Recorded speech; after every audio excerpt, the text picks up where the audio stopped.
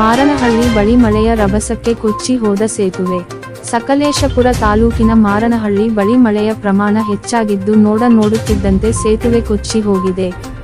ಮಾರನಹಳ್ಳಿ ಗ್ರಾಮಾಂತರ ಪೊಲೀಸ್ ಠಾಣೆ check post ಮುಂಭಾಗದಲ್ಲಿ ರಸ್ತೆಯೊಂದಕ್ಕೆ ಅಡ್ಡಲಾಗಿ ನಿರ್ಮಿಸಲಾದ ಸೇತುವೆ ಕೊಚ್ಚಿ ಹೋಗಿರುವ ಘಟನೆ ಮಾರನಹಳ್ಳಿಯಲ್ಲಿ ನಡೆದಿದೆ.